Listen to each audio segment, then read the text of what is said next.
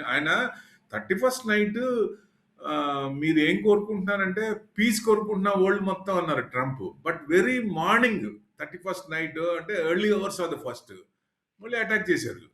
So ఈ main ఏంటి oil కోసమే కదా. అసలు మొత్తం దునియా అంతా ఆయిల్ నుంచి ఫసల్ ఫ్యూయల్ నుంచి ఈవీస్కి రావాలి, ఈవీస్ నుంచి గ్రీన్ ఎనర్జీకి రావాలి, పొల్యూషన్ తగ్గించుకోవాలనుకున్నప్పుడు ఇంకా ఆయిల్స్ మీద యుద్ధాలేంటి? ఇంకా ఆయిల్ మీద అప్పుడు ఆయిల్ కంట్రీసే ఇప్పుడు చూడండి, ఆయిల్ కంట్రీసే ఇన్వెస్ట్మెంట్ అదర్ కంట్రీస్లో ఇన్వెస్ట్మెంట్ ఆయిల్ కాకుండా డైవర్సిఫైడ్ చేసుకుంటున్నాయి. వాళ్ళు ఇంకా ఫ్యూచర్లో ఆయిల్ తగ్గిపోద్ది, ఆయిల్ తగ్గిపోయి మన బిజినెస్ తగ్గిపోతాయి, మన ప్రాఫిట్స్ తగ్గిపోతాయి, మొత్తం ఆయిల్ ఇదైపోద్ది, మొత్తం ఆయిల్ కన్సంప్షన్ తక్కువైపోద్ది. సో డెఫినెట్గా ఆయిల్తో పని లేదు. ఇక సోలారు, ఈవీస్, రెన్యూబుల్ ఎనర్జీ వీటి మీదే ఉంటాయి, గ్రీన్ ఎనర్జీ మీద. అది దేశమంతా అటు చూస్తుంటే మీరు పెద్దన్న పొజిషన్లో ఉంచి ఇంకా ఆ సర్కిల్లోనే ఉన్నారు. ఇంకా ఆయిల్ కోసం యుద్ధమా?